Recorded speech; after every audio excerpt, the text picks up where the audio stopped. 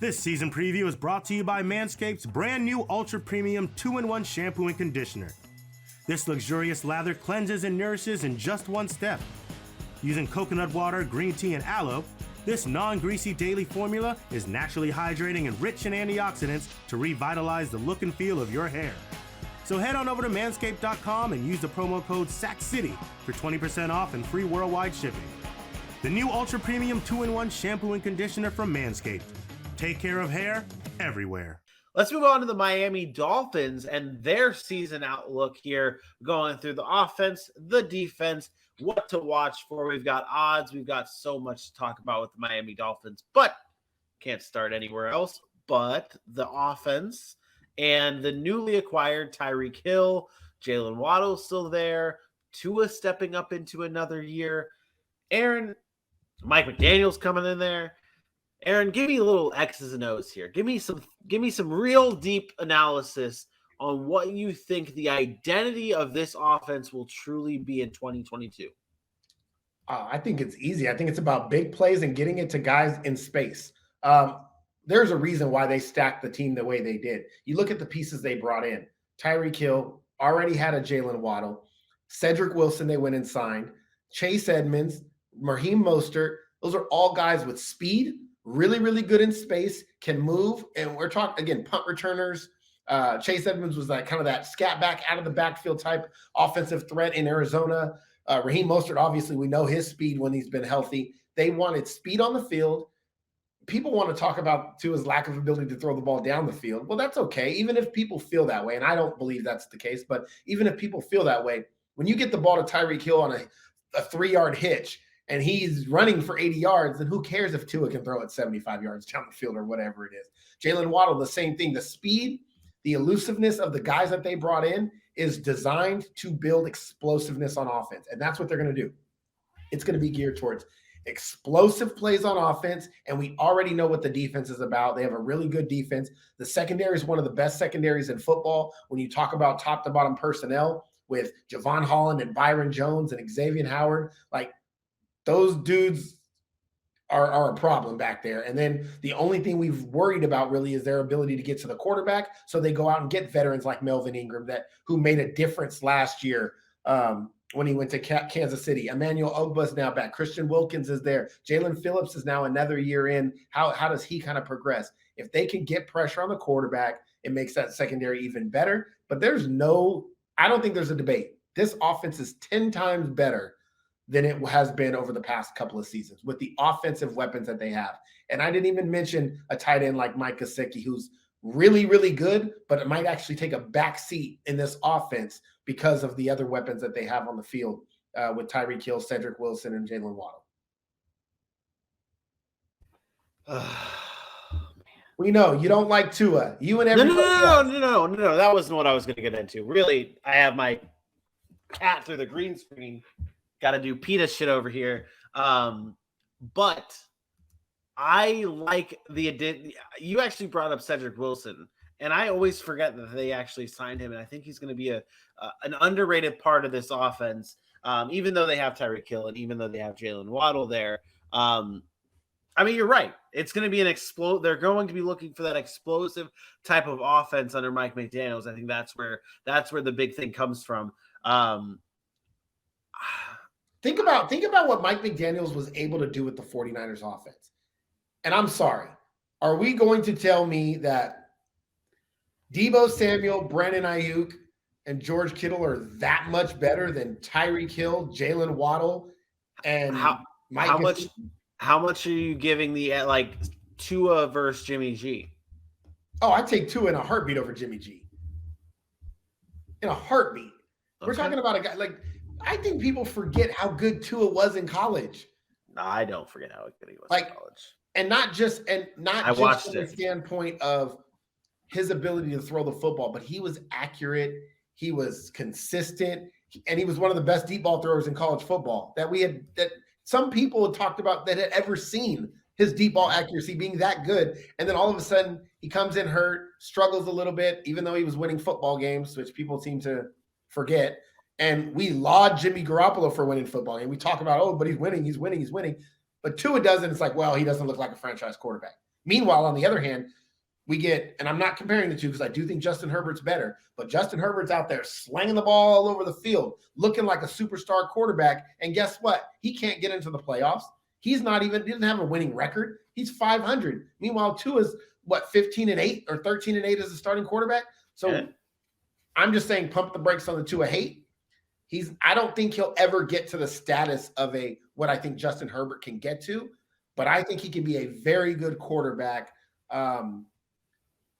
Matt Ryan-esque. I was just about get out of my head. I was about to put you on the spot and see if you could peg what range, like at Tua at his best, what quarterback present day are you looking at? Matt Ryan, Phillip Rivers type quarterback. And those dudes put up numbers, and when they progressed throughout their career, they started to throw the ball more. And when they got weapons, they were very, very effective. And yes, it did not turn into Super Bowl rings. It did not. But Matt Ryan was an MVP. It turned into some good times. In the playoffs many times, AFC championship games, just couldn't get over the hump. They were very, very good quarterbacks in this league and arguably Hall of Famers. And so I think Tua can get to that point.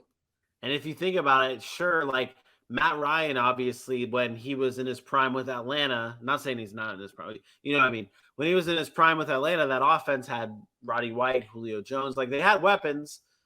Tyreek Hill, Jalen Waddle, those are some weapons. Those are some dudes. And I'd say Miami's defense is better than what Matt Ryan had in Atlanta. And then you look at the Phillip Rivers comparison. I think the weapons that Tua has, I think, are better than what Phillip Rivers had. And that defense is better than what Phillip Rivers had. Tyreek Hill, Jalen Waddle, Danian Tomlinson, Keenan Allen. That's fair. We got to be careful about that's disrespectful. I understand that, but I apologize. But to your point, I think it's about health with Tua. He has to stay healthy. With getting Teron Armstead is a big part of that, right? That's a huge addition on the offensive line. Keeping him upright is going to be a big part of how they do that. And like I said, they addressed it in the offseason. They were not playing. They went out and got the Connor Williams and the Teron Armstead and said, hey, we are going to spend money to protect our franchise quarterback. And if he can't make it work with this, then he's not the guy. Where do you think Tua lands in terms of pass attempts this year? That might be an oddball, like just out of the blue type of question. But where do you think he'll throw 540, 550 passes? Okay. All right. I think he'll throw a lot more this year because they don't really have a running game like that. I think they'll get the backs involved. I think about 540.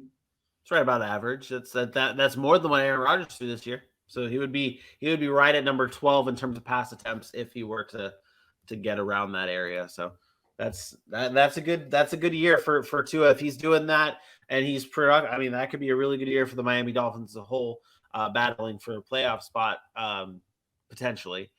On the defensive side of the ball, though, last season we saw this team really pick it up towards the back half of the season, and this is kind of where you think it may be disrespectful to Tua. I think it's more on the defense and the teams that they played. The Miami Dolphins really kicked it into gear last year when it came to the defense and dominated teams towards the back half during that win streak.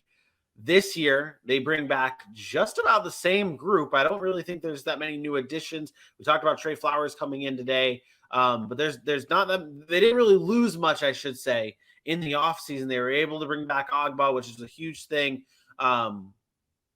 Much of the same, I think, this year for the Miami Dolphins. How good can they be this year in 2022, Aaron?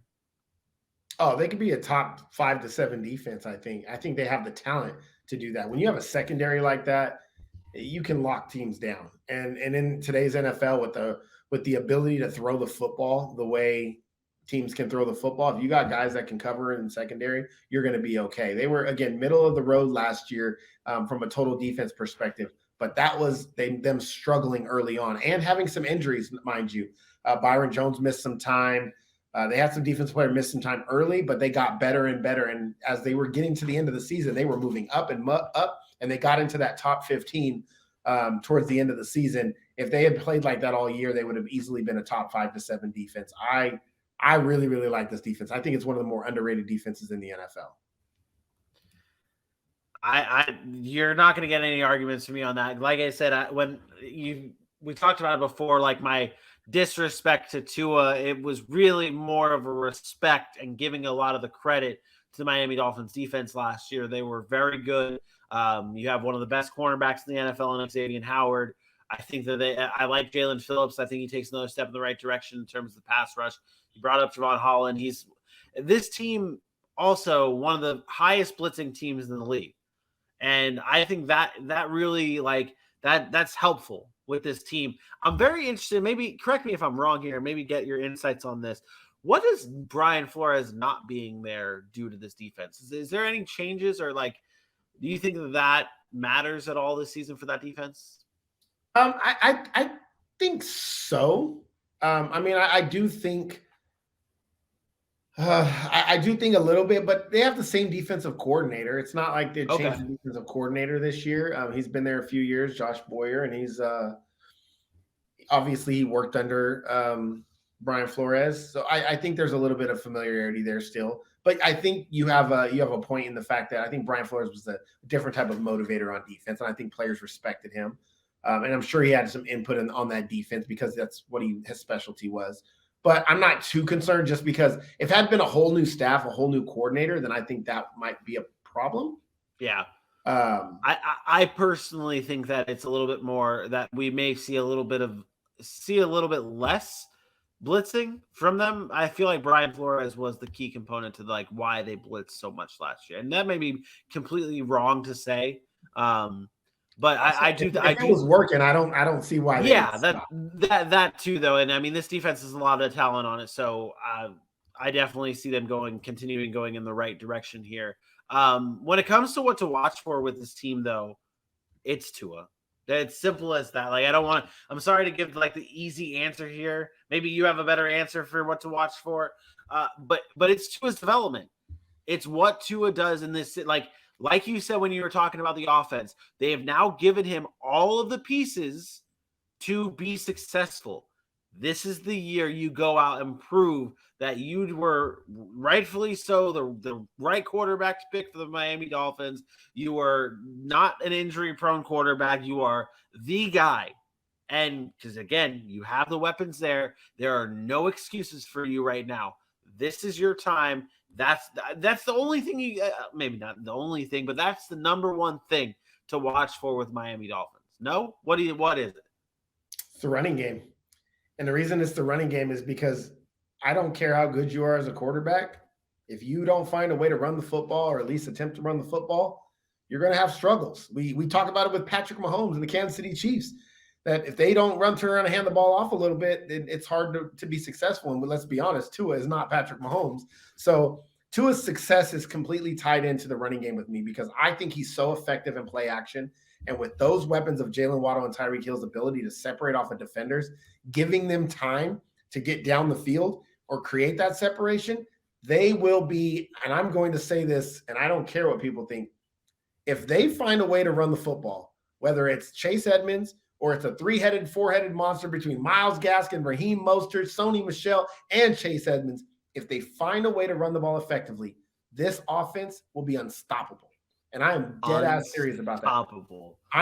With Tyreek Hill and Jalen Waddle, there is no defense in the NFL that is going to be able to contain that speed and be able to stop Cedric Wilson over the middle and Mike Gesicki over the middle. It is going to be an absolute nightmare for defenses. But if teams don't have to worry about the run game and can stop the run game with their front four and their 2 or 3 linebackers, then they don't have to worry about anything and they can sit back in their coverage the way they want to. And then it kind of eliminates the threat of a play action pass. Your defense is not biting up. There's no threat of it there. But to me, it's so important for the Dolphins to establish a run game. If I'm the Dolphins, week 1 against New England, I come out and I probably run the ball 35 times just to, successful or not, just to show them we are going to run the football and get teams to buy in, man. This team is going to try to run the football. And maybe they don't because they're scared of the outside, but eventually those guys will start popping off big runs. And teams will have to respect it. And that's when I think Tua is going to be at his deadliest. If you ask Tua just to drop back and throw 45 to 50 times a game, excuse me, I have really bad heartburn right now. All good. If you ask him to do that, he's going to struggle like every other quarterback in the NFL because he's not Tom Brady. He's not Aaron Rodgers. He's not Patrick Mahomes. If you ask him to throw the ball 40 to 45 times, I don't want to hear, well, 2 is not good enough. 2 is not. Yeah, not many quarterbacks are to do that. So you have to give him a running game. And again, it doesn't have to be super, super successful, but they have to run the football.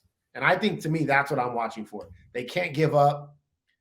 They got to get some yards. Like they have to continue to run the football. Otherwise, getting all those nice, pretty shiny toys that they have does them no good. Won't mean a damn thing. It will not mean a damn thing. We talked about Tua, talked about Tyreek Hill, talked about possibly records. Let's get into our prop bets for the Miami Dolphins, which it's not here. You know, StreamYard just loves to do this to me. It's actually not here. But the Miami Dolphins prop bets over 9.5 wins for the Miami Dolphins at plus 100.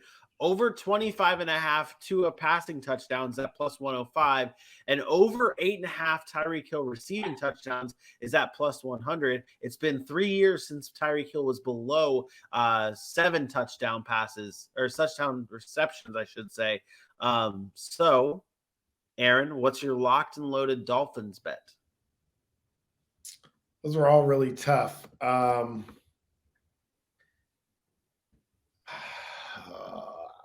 I got the hard stuff. I'm gonna say over on Tua's touchdown passes. Okay, all right. I think Tua gets to 26 this year. He hasn't even thrown for 20 touchdown passes in a. Yeah, well, he hasn't played a full season, so that's fair. So I mean, I'm not looking at that. Like, I don't okay. Yeah, I think I'm going to take the over on Tua's touchdown passes. I think they throw the ball significantly more than they have in the past, and I think with the weapons of Tyreek Hill and being added to that room, nice red zone threats there with Cedric Wilson and with Mike Gesicki to go along with Tyreek Hill, who, despite his size, is a deadly red zone threat. Which is why he doesn't have 4 touchdowns a year, 3 touchdowns a year. He's usually around 7, and sometimes it's 12, whatever it is. So, and then Jalen Waddle had 6 last year, of his own. So I think Tua can get it done. I think Tyreek could probably get close to 10 this year, but I don't know. They could be split up more. Maybe you get 8 from him, 7 from Waddle, 5 from Gesicki, 3 from Cedric Wilson, a couple of. You get a touchdown. You get a touchdown. Well, I mean, that's how it usually is. Those guys that are throwing 45 touchdowns are not throwing them all. Aaron Rodgers throws 40 touchdowns. He's not throwing them all to Devontae Adams, right? Yeah, so, no. Well, that might be a bad example. Why? Aaron Rodgers does throw everything to Devontae Adams. If Aaron Rodgers throws 40 touchdowns, Devontae Adams only has 13. 35. 35. Okay. And Devontae Adams only has 35. No, I'm saying if he throws 40 plus touchdown passes, 35 of them are going to Devontae Adams. I'm just kidding. Yeah, well, obviously, because Devontae Adams has never had 35 touchdowns. Yeah. I'm just saying these quarterbacks are not just throwing to one guy. So especially around the red zone. I think the over on 2 is where I'm at. I think again, this is interesting that you didn't pick the over on the win totals. It was over 9.5 wins at plus 100. We're going to get into your record prediction in just a few moments. So why is that weird? We'll hear your record prediction and then go from there. Schedule for the Miami Dolphins. Aaron, what is the storyline inside the Dolphins schedule? Is it the Christmas game?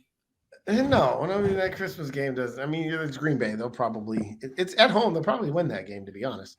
I think it's the hot start this year instead of the slow start. They've had years where they've started really, really slow, and then they try to come back. And it's 6, 7, 8 weeks in a row that they're playing really well. They can't do that this year. They have to get out of the gate fast. They get a division opponent at home first week, and then you have a 3-game stretch where it's tough. But if you can beat New England and then steal a game, one of those 3, come back, beat the Jets, Minnesota's probably a toss-up game, and then you get 3 winnable games in a row. So you could literally be looking at 2, 3. You could be 6 wins in that first group of 9 games there, and I think 6-3 is a good start going down the stretch. That could be 4 winnable games in a row. I mean, Cleveland still without Deshaun Watson at that point, so it's Pittsburgh, Detroit. I just meant that first half of the schedule. That's all I was. Yeah. No. What I'm saying though, like, I mean, if you can squeak out one of those wins and you bounce back against Minnesota, like squeak out one of those wins against Buffalo, Cincinnati, Baltimore, find a way to beat the Jets, Minnesota, obviously. Then, like you said, they have those 4 games: Pittsburgh, Detroit, Chicago, Cleveland, even Houston in Week 12. Those are your winnable games. Those are where you can really build a good record to kind of fight for playoff spot. And I think to me, it really comes down to the loss, like that back half, the Los Angeles, Buffalo, Green Bay, New England, and even maybe the Jets. Well, I should say also even maybe New England. But like going into the playoffs, like, if you're battling for a playoff spot, those are the times, like the times you need to have those wins. Like, yeah, they get them every year. But they do, but they're not playing against those types of teams. No, they do every year. Even when they play against good teams. The Miami Dolphins for like 4 years straight now have had really good ending to the season. I don't know who they played. Last year. So hold on, let me take a look here. So last year, their last 1, 2, 3, 4, 5, 6, 7 games. You got the Jets, the Panthers, the Giants, the Jets again, the Saints with Ian Book, a banged up Tennessee Titans team, and then New England. Like, why do you make a caveat when you say the schedule? Like, I hate when people do that. Well, I'm just saying. What I'm saying here is, you look at the Dolphins' back half of the schedule this year. The last 7 games for them there: New York, New England, Green Bay. Like, Green Bay's there. That's tough. Literally, it's the same thing. Literally, if you take the back half of that schedule, the only tough games on that stretch is the 4 games: the Niners, Chargers, Bills, Packers. The last 7 games last year for the Miami Dolphins, 1, 2, 3, 4, 5 games were 5 games were easy type of games. And this year's 4 and a bye week. The last 7 games for the Dolphins, and this is not 5 easy ones. There's 1, 2, 3 easy ones, maybe. The Jets are a better team, and New England towards the end of the season. This is what we do. You can't just make up who's a better team all of a sudden this year. The Jets. So are you putting? Go ahead. Come on, look at this. Green Bay. None of the teams last year in the final 7 games were close to what Green Bay does. Okay. None of the teams last year are close to what Buffalo does. None of the teams last year are close to what Los Angeles does. Wait, Los Angeles, the team that didn't make the playoffs last year? Come on, man. That they're a good team. That's my point, is we are assuming these things are going to be happening. You can't do that. The Saints last year were basically a 49ers loss away from making the playoffs. And they blew out the Saints, and the caveat is, they had Ian Book. Well, they almost made the playoffs with Ian Book. You expect Los Angeles to be fighting for a playoff spot at the end of the year, right?